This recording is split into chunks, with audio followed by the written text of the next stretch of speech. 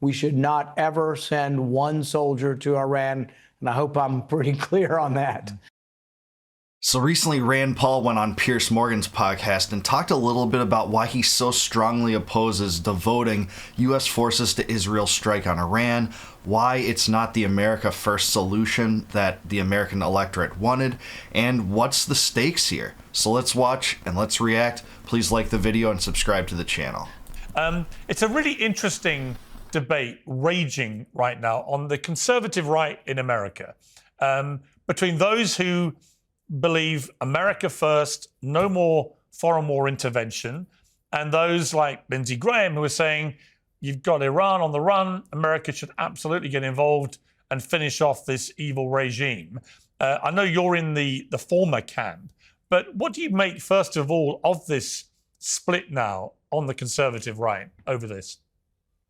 You know, I wouldn't say it's new. I'd say it pre-exists Donald Trump, pre-exists the MAGA movement. There always was sort of a more libertarian, less interventionist wing of the party that I'm from, that my father was from or is from. Then there's also a wing of the party that's more of the neoconservative wing that Lindsey Graham, John McCain, John Bolton, Dick Cheney, they have always represented that. It's sort of good versus evil. You know which side is good. That's us, of course. And evil is the other side that always wants war. True. But there is this division isn't a new thing. It's been there for a long time.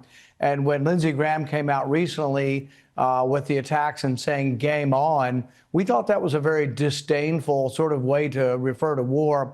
War's not a game, and lots of people will die. Look at the Ukraine-Russian war, not a game. Hundreds of thousands of people have died. Now, there are arguments, on the issue, who's in the right, who's in the wrong, should the war happen, this and that. But war's never a game. War's never enjoyable. And just like your previous guest talking about just war, there should never be any Christian that is consistent with their religion sort of glorifying war or glorifying that war in itself is something that we should idolize.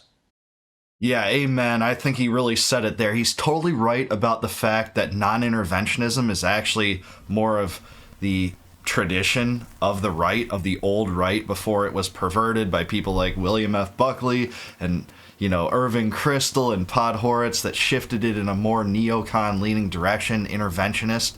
And they came from a Trotskyite camp where there was going to be permanent revolution across the world, permanent socialist revolution. Well, they just took that theory and applied it to exporting democracy.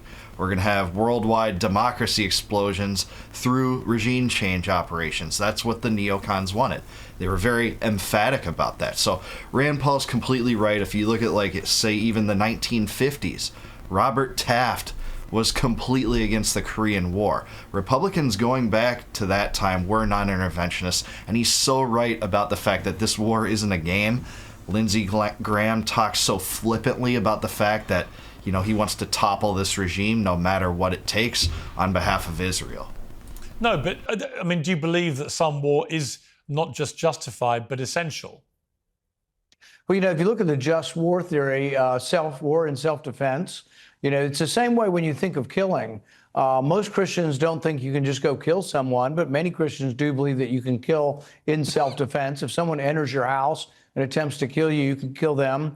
Some Christians, not all, but some Christians believe that the state can kill for you in self-defense as far as capital punishment. But that issue's much more divided, I would say. But in case of war, I would say that many Christians, not all, but many Christians would say that a war in self-defense. There are other admonitions that war should be proportional. There are admonitions from the just war theory that say you shouldn't fight a preemptive or a preventative war. And that would be an argument in this case that this is a war that someday that Iran may develop a nuclear weapon, and we don't want that to happen. But the most recent intelligence estimate from the United States government said they weren't developing a weapon. One of the interesting things also is that when we had the Iran agreement, before the first Trump administration left the Iran agreement, they weren't enriching to the higher levels. And that since we left the agreement, they're actually enriching to higher levels now. There is also the question, what happens? What happens after this war? Will they be admonished? Will they be humiliated? Will they rush onto a bomb and develop it in weeks, as some have said they have the capability of? Or will they simply fold and say, you've beaten us and we're going to give up on nuclear weapons? I think that's an unknown. but it's a pretty big unknown. Yeah, totally agree with him here. As far as just war theory goes and how I look at war, I wouldn't be willing to support any war that I wasn't personally willing to fight for. So that includes very few throughout American history, especially in the last century. But one that, I think you can point to as justified is the war for independence, the American Revolution, because we were being tyrannized by a foreign government that didn't represent our interests, our meaning the colonies, and the colonies had internal political structures and systems, and the colonial governments had run things in North America so long they got accustomed to it, and all of a sudden Britain had perverted some of their most traditional theories regarding rights for English citizens, going back to the Magna Carta and Petition of Right, etc. Won't get into that. But he's also right about Iran's nuclear program. DNI, Tulsi Gabbard, who Trump supported, pushed through the Senate, it was a contentious confirmation, said in her annual threat report that Iran not only doesn't have a nuclear weapon, they're not close, and there's no evidence they reconstituted their nuclear program since dismantling it in 2003. Rand is right about the JCPOA too. When Trump scrapped that, if I was Iran, of course I would start enriching uranium up closer toward the threshold, because that's the pretext Israel and the US are using to sell this war, sell this scheme. So he's totally right here. Yeah, it is. And the really big unknown is no one's quite sure where President Trump himself stands. He's been a man who has persistently, for decades, espoused peace, not war. He thinks wars are bad for human life, bad for business. He's certainly been very keen to try and end the war in Gaza, end the war in Ukraine. And yet, from all the reports that are coming out today from Washington, the war jungle drums appear to be beating ever louder from the White House. And it looks more I'll stop there. It's not clear to me he's worked so hard to end the war in Ukraine, by the way. He could withdraw aid and that would end the war. It's clear that he hasn't. But Pierce is right. That is his rhetoric. It is fairly non-interventionist in comparison to the status quo has been his rhetoric. Has he always followed that? No. He bombed Yemen for about a month back in March. In his first term, he ramped up bombing in Afghanistan in 2018 and I think a little bit of 2019, and also expanded U.S. intervention in Syria and Yemen. So, yeah. likely than not that Donald Trump may bring America into this war against Iran, siding with Israel, of course. Many people on the MAGA right are saying that's not what we voted for. Tucker Carlson and others leading the charge here. Is that what people voted for? I think the president's instincts and his public pronouncements have typically been of restraint, have typically been of the unintended consequences of either regime change or war. He acknowledged that the Afghan war cost a lot of money, got into nation building, and didn't necessarily come with a great outcome. Same with the Iraq war. He was a persistent critic of the Iraq war, as I and others have been. And so I think when you look at it, that the overwhelming presentation of foreign policy has been for more restraint and less intervention and cautious. I would say, though, if you look at his pronouncements over years, that sometimes Iran has been an exception and Israel has been an exception to the rule. And so that's what's unknown here, is there's a significant lobbying movement for the war. There's a huge number of congressmen and senators who would like to see the war engaged, believe that war will lead to a great outcome and it'll be just peachy keen and rosy. And I'm one who warns of the repercussions of the chaos of war, the cost of the war. I don't see the U.S. occupying Iran. I don't see Israel occupying Iran. What happens in this large country once there is either no government? I also think there's a very good chance that most authoritarian governments don't sit passively by. Many people argue that their primary concern now will be control of their own people and less the ability to strike back at Israel. They may not. They are striking back to show that they can. It has not been largely effective, and Israel has been largely effective. But I think now their concern will turn towards, are there any among us who would try to take over? And so internal control of their people, I think, will be paramount to Iran. But the big question is, will they rush onto the bomb, to the development of the nuclear bomb because of this, or will they just give up in the face of military defeat? That is a factor no one is talking about. What does this say? What does this incentivize Iran to do that they're being struck preemptively by Israel with U.S. support? Do you think this averts their aspirations or whatever exists of them to acquire a nuclear weapon? I think it would.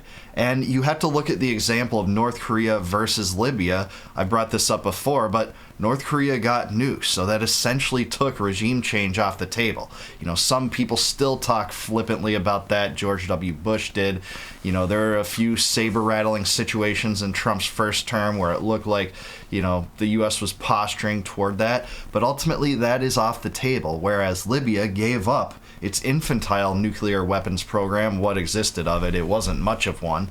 And then was toppled by the U.S. Actually, Bush touted Gaddafi as, you know, one of these rulers that abided by, you know, the international impositions that the U.S. was trying to force on these countries. He got toppled, and he died in a particularly miserable way. I won't get into that, of course. But yeah, Rand Paul is right here. This is not an America first war. This is an Israel first war. Israel's always wanted regime change there. It doesn't make sense for the U.S. to get involved. The things that people are talking about regarding this war are mostly war propaganda that we saw drummed up similarly in the war versus Iraq. Just substitute weapons of mass destruction for nuclear weapons, which they don't have. Even Mossad says they don't have, and MI6 doesn't have.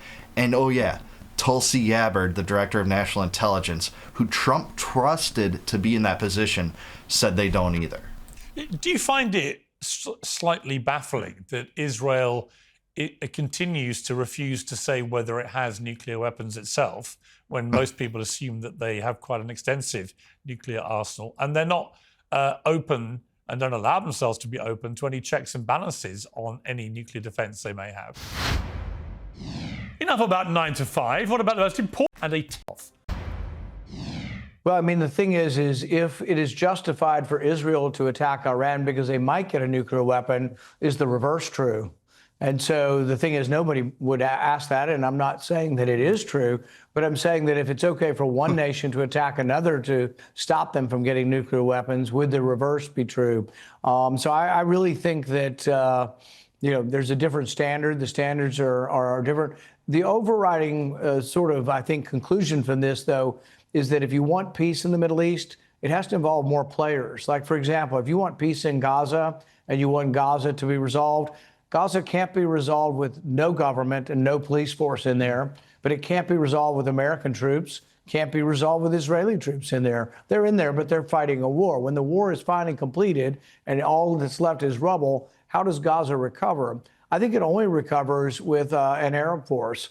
And I've been suggesting for years that the Arab League needs to be more active. They need to be chomping at the bit. They need to be pushing Israel to end the war. And they need to say, we will provide 10,000 soldiers from 10 different countries, Arab-speaking Muslim countries, that will come in and provide the peace. Because you have to have peace, you know, not just between Israel and the Arabs, but among the people in Gaza. You got 2 million people. You can't have that without any law or any kind of, you know, food, running water, electricity. And I think the Arab nations could make things a lot better very quickly. And I hope we'll get to that transition soon. Yeah, I love Rand Paul. He's, I think, the best senator by far, really the only senator I would actually support. But he's way more kind on Donald Trump and Israel than I would be. It's very clear that Israel does have nukes, and there's a double standard because they do have nukes, but they won't admit it. So they don't subject themselves to IAEA compliance regulations, etc., which, by the way, ironically, Iran is abiding by. Iran is an IAEA state bound by some of those compliance restrictions that Israel itself is not abiding by. And think of the irony there. A country with nuclear weapons is preemptively attacking a country on the basis that it might acquire nuclear weapons, but it doesn't. It's just crazy. But yeah, here's where I'll disagree a little bit with Rand. I don't think really the solution is more countries militarizing Gaza in the Middle East. I think there's only a political solution. Now, that's a tough pill to swallow for Zionists that will never accept a two-state solution and have made it their political desire to completely squash any hopes of that. Netanyahu certainly has. Netanyahu historically has supported Hamas going that far just to prevent the creation of a Palestinian state, because the idea is, well, if we support Hamas, they're going to destabilize the Palestinian culture, Palestinian politics, Palestinian authority, and no one's going to want to negotiate with them because, you know, they commit terrorist atrocities. But Israel's a greater terrorist than Hamas in many ways. We're seeing that in Gaza. We're seeing that in Iran. Certainly the U.S. government is a terrorist state, has been most of my life too, in all these crazy military expeditions. So I'll go farther than Rand Paul on this, and I don't really think militarizing Gaza is the right solution. But I generally agree with his foreign policy aims regarding this theater. I want to play, before we finish, a clip which has gone viral today of Tucker Carlson grilling Senator Ted Cruz. Oh, here we go. Fellow senators. And then ask you about this afterwards. How many people live in Iran, by the way? I don't know the population. At all? No, I don't know the population. You don't know the population of the country you seek to topple? How many people live in Iran? 92 million. Okay. You're not calling for military strikes against them in retaliation. And if you really believe we're that... carrying out military strikes today. You said Israel was. Right, with our help. I said we. Israel is leading them, but we're supporting them. Well, you're breaking news here, because the U.S. government last night denied, the National Security Council spokesman Alex Pfeiffer denied on behalf of Trump that we were acting on Israel's behalf in any offensive capacity. No, we're not at all. bombing them. Israel's bombing them. You just said we were. We are supporting This is Israel. high stakes. You're a This is Tel Aviv Ted at his very best, guys. senator. If you're saying the United States government is at war with Iran right now, people are listening. Okay. I didn't think that was Ted Cruz's finest hour, Senator. What were your thoughts? You know, I think the gist of the conversation is over the unintended consequences of toppling a regime in a large country, you know? So you got 80, 90 million people in Iran. It's a big country. Compared to Afghanistan, probably at least 5 times bigger, if not more. So Afghanistan was a much smaller country, much less potent military, less sophisticated. Yeah, true. And still Afghanistan was chaos. And the moment we left, it reverted back to the Stone Ages. And so Yeah, and it took 20 years there. As Julian Assange famously said, they didn't want a successful war in Afghanistan. They wanted an endless war, and that's because lucrative profits for the military-industrial complex, which benefits from killing people over prolonged amounts of time. It's sick, but he's right about that. Iran is not Afghanistan. Iran is much more advanced in terms of weaponry. They have cruise missiles, ballistic missiles, they have drones. They have much higher of a population, too, and a much better economy. Really, what are the capabilities and what happens after? You know, these are the questions that we should always be asking. You know, once Gaddafi was gone in Libya, which we encouraged and allowed to happen, and really probably wouldn't have happened without our at least aerial assistance of the no-fly zone, is Libya a better place? In fact, all I hear in all these committees now is how we need to send weapons into the sub-Saharan regions because weapons are coming out of Libya and supplying al-Qaeda, that Libya is all those weapons that Gaddafi used to control dispersed throughout sub-Sahara, and the things got actually worse after Gaddafi. It also sent a terrible message to the world, and this is one that still is resonating, that if you negotiate with the U.S., you give up your nuclear weapons in good faith, and then you still may get killed. And so it's just not a great lesson as far as negotiating. You can see why people don't want to negotiate away their nuclear rights. But people who have nuclear weapons look at the countries who do and say, well, maybe it's better to have them than not have them because it looks like people won't mess with you if you have nuclear weapons. This is the best point. I'm so glad he's bringing it up. I'm actually a little surprised that he's bringing up this point, but it's been brought up by so few people. I talked about it a little bit earlier, but what's to disincentivize a regime from getting nukes? You know, the lessons of history, and the world is watching what the United States does in these military theaters, show it's beneficial basically every time. The Gaddafi versus Kim Jong-un saga completely proves that. Rand is so on fire right there. I'm not encouraging other countries to have it. I'm just saying that is their perception. But I think the discussion you were seeing there is of the unintended consequences throughout the Middle East. And you can see how people, when the Arab Spring happened, were like, oh, my goodness, this will be so great. It'll be hopeful. You know, all of these monarchies and dictatorships and sheikdoms be overthrown, and we'll have democracy throughout the Middle East. but it didn't turn out that way. And it turned out with millions of people dislocated, hundreds of thousands of people killed in dozens of countries. So I think in the end, that was what the debate looked to me to be about. Would you have known how many people were in Iran? Not to the person, but I knew as a big country, between 80 and 100, I think I could get that close. Yeah, and the point people are, missing, I think, with that is not that Ted Cruz should have had like a photographic memory about every single aspect about Iran. It's that he wanted to topple Iran's government. He said, I want regime change. In that interview, if you watch it, which I did, I made some videos on it, he talks about how he wants regime change, but not directly. So he thinks it can be happening through, supplying arms and economic sanctions and things like that. So he basically comes close to taking the pure neocon position, certainly the same neocon position that supported the proxy war in Ukraine. That, U.S. hot soldiers were not going to be involved, but that they should still be supported. But the point is that he wants to topple the regime, and he doesn't know the most basic facts about the country that you want to topple by killing people, not only on that side, but, people involved on your side. And whether that's U.S. soldiers, which he said he doesn't want, or the people he wants to arm, that would cause immense death and destruction. Inflation, too. To finance that, the Federal Reserve just prints new money out of thin air. It's a hidden tax on all of your existing wealth. Or you get taxed, or the state borrows. Your civil liberties are often curtailed in war, too. We saw that with the Patriot Act and the creation of the DHS and TSA in Bush's presidency. So, that's the point of that. If Ted Cruz doesn't know that, it's not...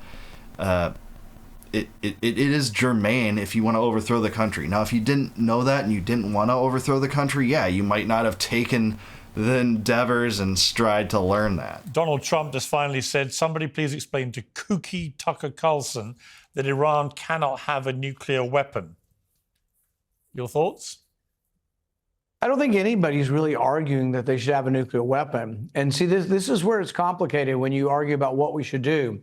So there's always a question is, if you bomb Tehran, which is happening right now, Israel's bombing Tehran, is it more or less likely that they go to a nuclear weapon? I think it's a completely open question. And I think there is a chance that Iran's response to this will be, if they're able to, the discussion pre-end was they're weeks away from a nuclear weapon, which Netanyahu has said for the last 15 years, they're weeks away, we must do.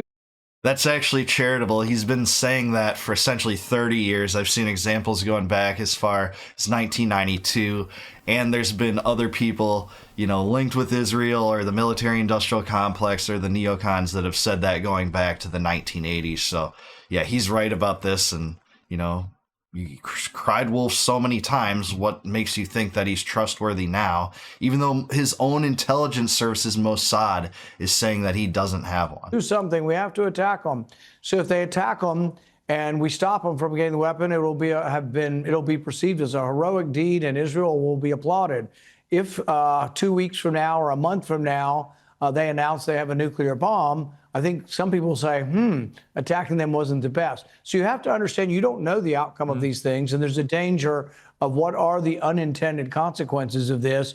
And I don't think anybody really knows, but there definitely is a danger to it. And at the same time, I don't want to be someone who says, the mullahs are just fine and the ayatollahs just fine. No, I think we should encourage freedom around the world and freedom movements around the world, but it doesn't mean we involve our soldiers and our weapons in every freedom movement around the world. Can you see any scenario where American boots get on the ground in Iran? Zero from my perspective. I will not vote to send American kids to Iran. I think it's a terrible mistake. Every war is not our war.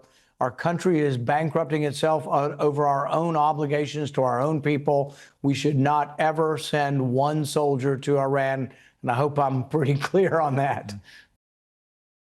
Amen. That's the right position. And Rand Paul is truly the only senator, in my estimation, that carries a truly American first perspective on this. Some others might not vote for it, but I think that he has the best, reasoning behind this. He's amazingly chivalrous and respectable in the way he speaks, and being a senator is different than a pundit or a podcaster, so I can understand that, but he definitely has the right perspective here. Look, this is going to cause, and it already has caused, a schism among Trump's ranks, and that's the factor I don't think is talked about enough, is that you can see enough of this divide on this issue developing even on social media, and it makes it pretty clear that this is an issue that is going to jeopardize Trump's other agenda, whether it be the tariffs or his immigration plans or regulations, whatever. It doesn't seem like that's going to happen if he's going to lose so much support over this issue, which he didn't talk about during the campaign as being a priority. There have been some times in the past where he's spoken about Iran's regime, and so has J.D. Vance. Actually, when J.D. Vance first got the nomination or the selection by Trump to be his vice president at the Republican National Convention, he started talking about how we have to hit Iran super hard. Since then, a lot of reports have said, no, he doesn't actually want to strike Iran, but there is history among Trump's ranks to have supported this, but it certainly wasn't a focal point of the campaign. We'll have to see where this goes. I think it's totally disastrous, and it's clear to me that Trump played some role in duping Iran into a sense of, confidence that negotiations would continue, and that being how they lost so many of their generals in that decapitation strike. But that doesn't really change what they're saying the pretense is, and that's having a nuclear weapon, which they don't have, and the pretense still remains it because it doesn't matter. It's a war propaganda scheme, just like weapons of mass destruction were in 2003. So what do you think? Let me know in the comments below. Is the U.S. going to get involved in terms of sending actual soldiers or doing actual bombing on Iran? Or are they just going to continue to support Israel, try to distance itself from a little bit? You'll see, Trump's tweets about it, but that's it. Let me know in the comments below. Like the video, subscribe to the channel, and please consider supporting me as a Patreon patron or a YouTube member. I'd really appreciate that. That would help me a lot. And until I see you guys next time, no more war, no more debt, no more inflation, and no more empire. Peace out, guys. I'll catch you in the next one.